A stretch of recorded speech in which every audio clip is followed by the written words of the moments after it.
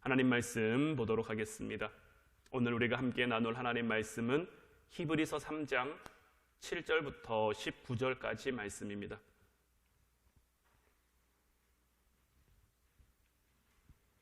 히브리서 3장 7절부터 19절까지 말씀 제가 여러분들에게 봉독해 드리도록 하겠습니다. 그러므로 성령이 이르신 바와 같이 오늘 너희가 그의 음성을 듣거든 광야에서 시험하던 날에 거역하였던 것 같이 너희 마음을 완고하게 하지 말라. 거기서 너희 열조가 나를 시험하여 증언하고 40년 동안 나의 행사를 보았느니라. 그러므로 내가 이 세대에게 노하여 이르기를 그들이 항상 마음이 미혹되어 내 길을 알지 못하는도다 하였고, 내가 노하여 맹세한 바와 같이 그들은 내 안식에 들어오지 못하리라 하였다 하였느니라. 형제들아, 너희는 삼가 혹 너희 중에 누가 믿지 아니하는 악한 마음을 품고 살아계신 하나님에게서 떨어질까 조심할 것이요, 오직 오늘이라 일컫는 동안에 매일 피차 권면하여 너희 중에 누구든지 죄의 유혹으로 완고하게 되지 않도록 하라. 우리가 시작할 때에 확신한 것을 끝까지 견고히 잡고 있으면 그리스도와 함께 참여한 자가 되리라. 성경에 일렀으되 오늘 너희가 그의 음성을 듣거든 경노하시게 하던 것 같이 너희 마음을 완고하게 하지 말라 하였으니, 듣고 경노하시게 하던 자가 누구냐? 모세를 따라 애굽에서 나온 모든 사람이 아니냐? 또 하나님이 40년 동안 누구에게 노하셨느냐? 그들의 시체가 광야에 엎드러진 범죄한 자들에게가 아니냐? 또 하나님이 누구에게 맹세하사 그의 안식에 들어오지 못하리라 하셨느냐? 곧 순종하지 아니하던 자들에게가 아니냐? 이로 보건대 그들이 믿지 아니함으로 능히 들어가지 못한 것이라. 아멘.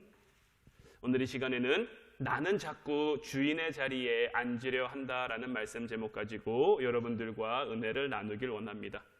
우리가 성경을 읽다 보면 종종 문맥상 흐름과 전혀 관계없는, 문맥의 흐름과 맞지 않는 내용들이 이렇게 들어가 있거나 튀어나올 때가 있습니다. 오늘 우리가 본 본문 말씀이 약간 그런 식의 말씀이에요. 히브리서 기자는 히브리서 3장을 시작하면서 예수님이 얼마나 뛰어난 분인지 설명하기 위해 예수님과 모세를 비교합니다.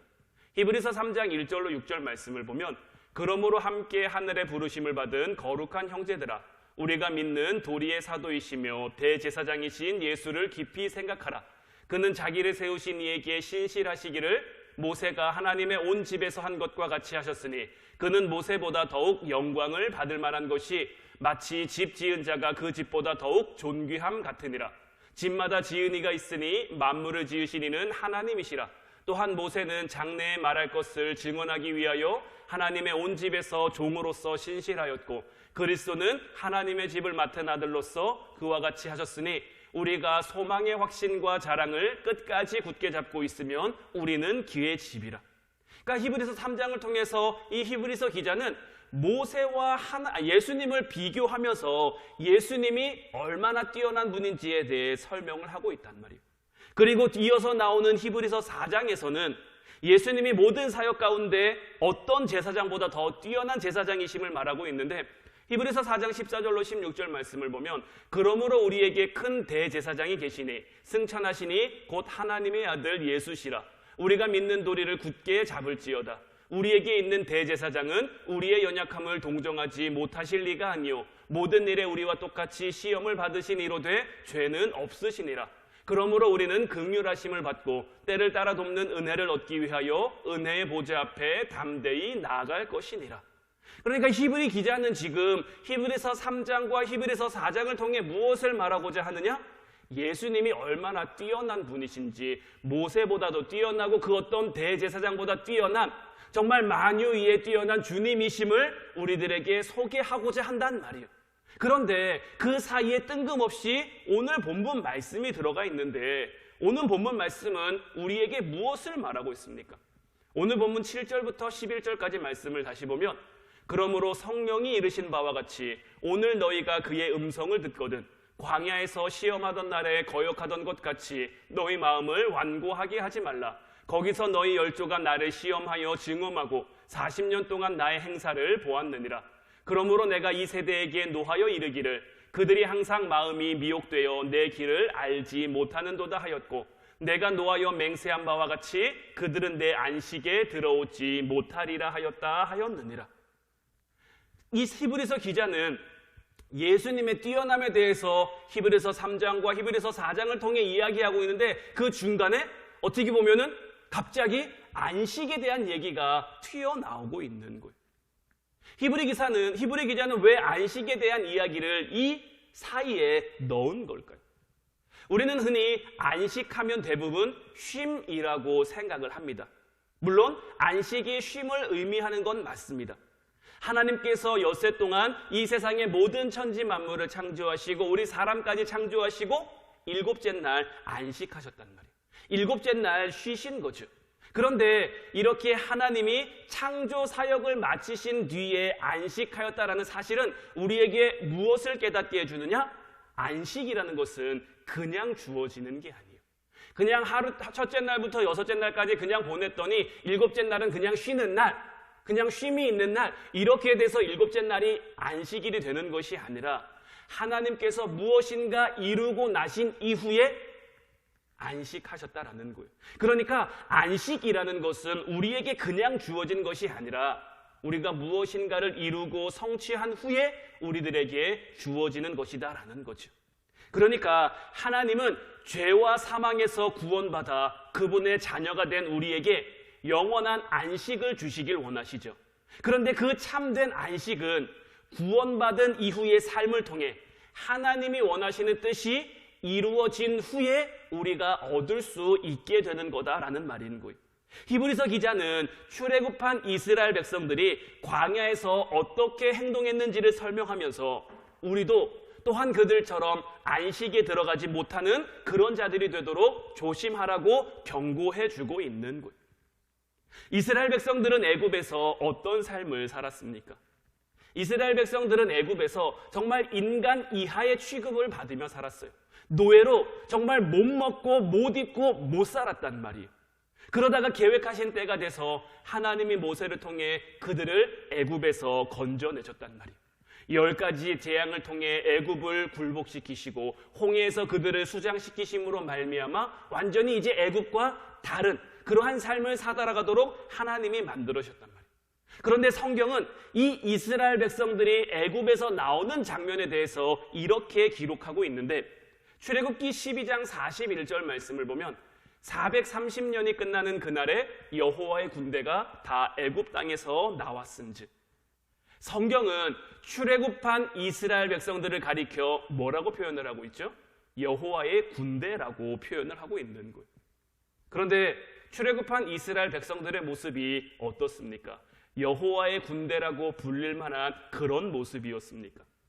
그들은 정말 뼛속까지 노예 근성이 들어찬 오합지졸에 불과했단 말이에요. 그럼에도 성경은 그들을 가리켜 여호와의 군대라고 표현하고 있는데 어떻게 그럴 수 있느냐? 이는 하나님의 계획하심을 저 말씀을 통해 나타내주고 있는 거예요. 지금 이들의 모습이 오합지졸 같고 노예 근성으로 가득한 정말 패배의식이 가득한 아무것도 할 수 없는 그들이지만 하나님이 그들을 구원하심으로 말미암아 하나님의 뜻, 그들이 하나님의 군대가 되어 약속하신 땅을 성취하고 그곳에서 안식하도록 하시겠다, 이러한 뜻을 가지고 하나님께서는 출애굽기 12장 41절 말씀을 통해 그들을 여호와의 군대라고 부르고 있는 거예요. 그래서 히브리 기자는 이스라엘 백성들에게 약속의 땅에 들어가 누릴 참되고 영원한 안식이 있다라고 이야기하고 있는 거예요. 그런데 어떻습니까? 이스라엘 백성들은 안식이 약속된 가나안 땅에 들어갔습니까? 못 들어갔습니까? 출애굽한 1세대는 그 누구도 그 땅에 들어가지 못했어요. 여호수아와 갈렙만 제외하고 광야에서 파란만장한 삶을 마치고 말았단 말이에요. 하나님의 구원받은 그들이, 하나님의 택함받은 그들이 이러한 비극을 맞이하게 된 그 이유가 무엇인가? 오늘 히브리 기자는 우리들에게 그 이유를 두 가지로 설명해 주고 있는데 첫 번째는 그들의 마음이 완고하다라는 거예요. 그들의 완고한 마음이 그들로 하여금 하나님이 약속해 주신 안식을 누리지 못하게 했다라는 거예요. 오늘 본문 8절 말씀 다시 보면 광야에서 시험하던 날에 거역하던 것 같이 너희 마음을 완고하게 하지 말라. 애굽에서 나와 광야에 들어선 이스라엘 백성들은 하나님의 시험과 맞닥뜨리게 됩니다. 그들에게 마실 물이 없어요. 그곳에서의 환경이 척박해요. 그곳에서의 환경이 힘들어요. 이런 시험 가운데 그들은 안타깝게도 하나님의 약속을 망각해버립니다. 지금 그들이 광야에서 보내는 시간은 그저 지나가는 순간이에요. 지나가는 과정이에요. 여기만 참고 인내하며 그 시험을 통과하면 하나님이 약속해 주신 그 땅을 누릴 수 있단 말이에요. 그 땅 가운데서 하나님의 안식, 하나님의 영원한 안식을 누릴 수 있단 말이에요.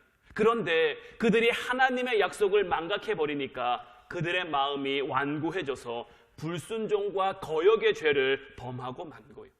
결국 그 일 때문에 그들은 약속의 땅에 들어가지 못하게 되죠. 마음이 완고해진 이스라엘 백성들은 오히려 하나님을 시험합니다.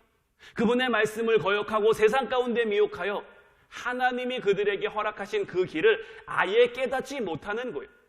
지금 그들은 지나가는 과정 중에 있는데 하나님이 너희들에게 여기서 살아라, 여기서 머물러라, 여기가 너희들의 땅이다 하신 것 아닌데 여기를 지나 약속의 땅 가나안 땅으로 가라인데 그 가는 동안에 그 과정 속에 그들에게 주어진 어려움을 견디지 못하고 차라리 애굽이 더 나았다면서, 차라리 우리가 거기서 죽었더라면 그것이 더 나았을 거라면서 하나님의 주인 되심과 하나님의 구원하심과 하나님의 이끄심을 전혀 의식하지 못하고 있는 거죠. 그들은 모두가 하나님 아닌 다른 것들에 빠져 있었기 때문인 거예요. 그들의 마음의 주인이 하나님 되셔야 되는데 그들이 애굽의 노예로 있다가 이제 하나님이 그들을 건져주심으로 말미암아 그들이 하나님의 소유됐고 하나님의 백성 됐고 하나님의 나라가 됐으면 하나님을 주인으로 의식하고 하나님을 바라보며 살아가야 되는데 그들의 마음속에는 하나님 아닌 다른 것들이 들어와 있던 거예요. 그것이 무엇이냐면 그것에 대해 요한일서는 우리에게 이렇게 표현을 해줍니다. 요한일서 2장 15절로 16절 말씀을 보면 이 세상이나 세상에 있는 것들을 사랑하지 말라. 누구든지 세상을 사랑하면 아버지의 사랑이 그 안에 있지 아니하니 이는 세상에 있는 모든 것이 육신의 정욕과 안목의 정욕과 이생의 자랑이니 다 아버지께로부터 온 것이 아니요 세상으로부터 온 것이라. 요한일서를 통해서 요한은 우리에게 세상이나 세상에 있는 것들을 사랑하지 말라고 말하고 있는 거예요. 육신의 정욕과 안목의 정욕과 이생의 자랑, 이러한 것들은 하나님 아버지의 자리를 빼앗을 만큼 정말 강력하게 우리의 마음을 사로잡아 버린다라는 거예요. 이 신약 성경에는 사랑이라는 단어가 많이 나오는데 이 사랑이라는 단어가 나올 때마다 우리가 좀 주의 깊게 살펴볼 필요가 있어요. 우리가 뭘 살펴봐야 되냐면 이 헬라어의 문법적인 특성상 사랑이라는 단어를 아무데나 갖다 쓰지 않아요. 이 헬라어에는 사랑으로 번역되는 몇 가지 단어가 있는데 대표적인 게 저 네 가지입니다.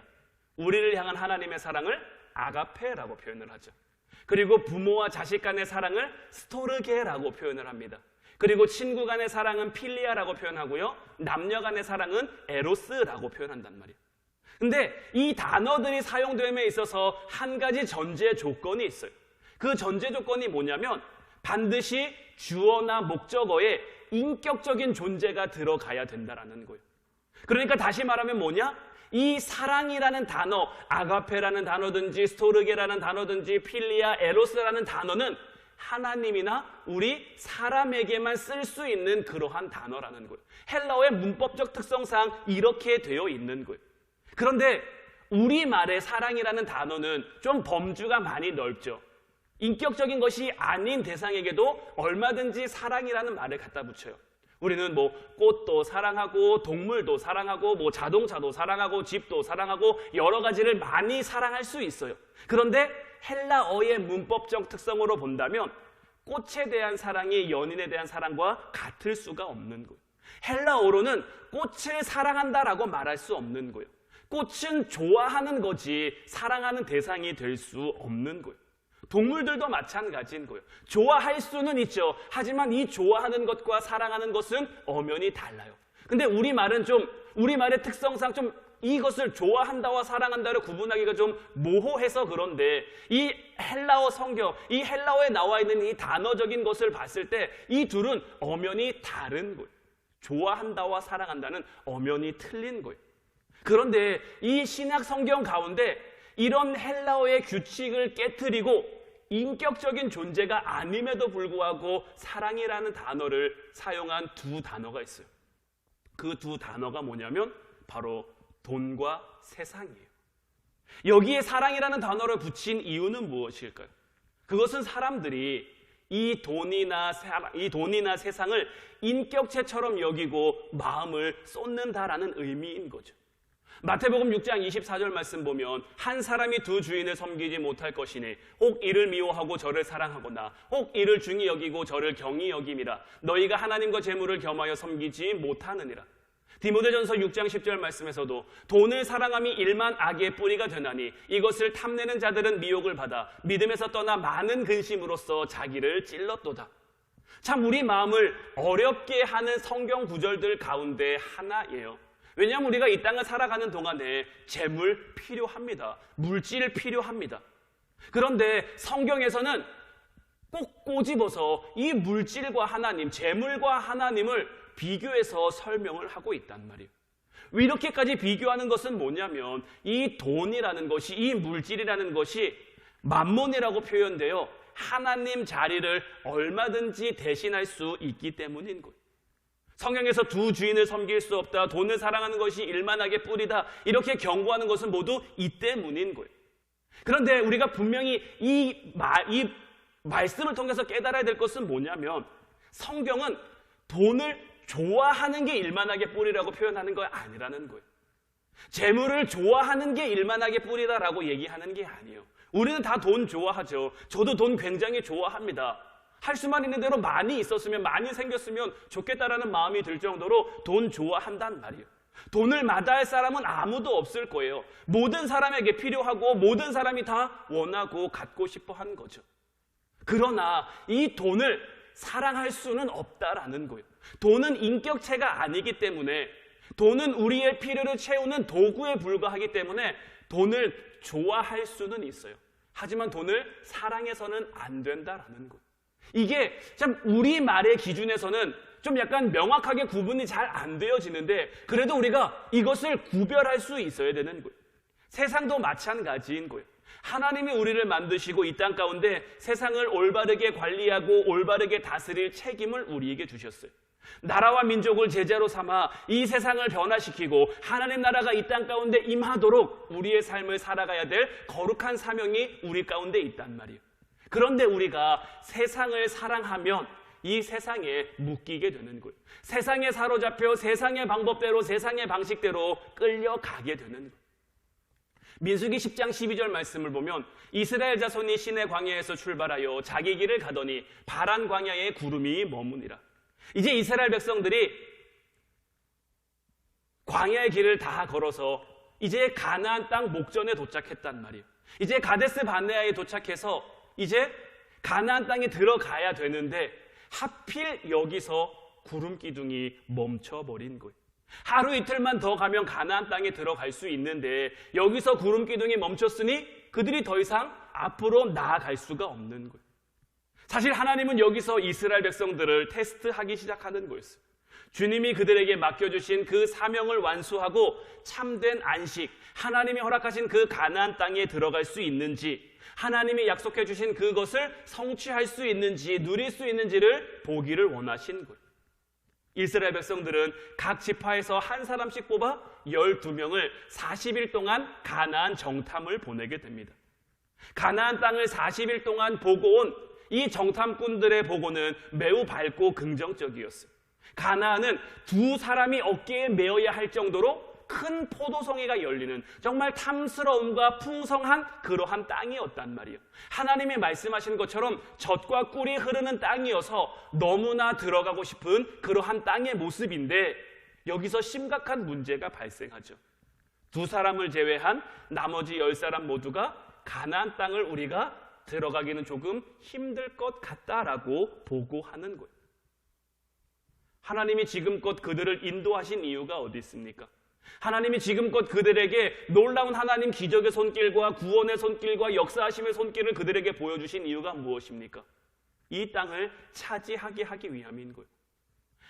그들이 애굽 땅에서 나올 때는 정말 오합지졸이었지만 정말 패배의식과 노예 근성이 뼛속까지 쪄들어 있는 그러한 사람들이었지만 그들이 광야의 길을 걷는 동안 하나님을 체험하고 하나님을 경험하고 하나님을 주인으로 모심으로 말미암아 하나님의 군대가 되어 그 땅에 들어갈 것을 하나님이 약속하셨고 명하셨는데 이 하나님의 확실한 약속에도 불구하고 여호수아와 갈렙을 제외한 그 나머지 정탐꾼들은 가나안 성의 외적인 모습만 보는 거죠.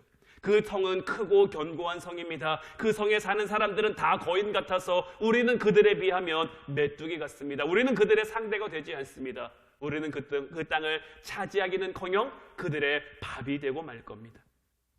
결국 이스라엘 백성들은 우리가 이 땅을 차지할 수 없고 하나님이 우리를 죽이기 위해 여기까지 데려왔다며 모세와 하나님을 향해 분노를 터뜨리죠. 마음이 완악해지면, 마음이 완고해지면 하나님이 주신 비전도, 하나님이 주신 약속도 힘을 잃어버릴 수밖에 없는 거예요.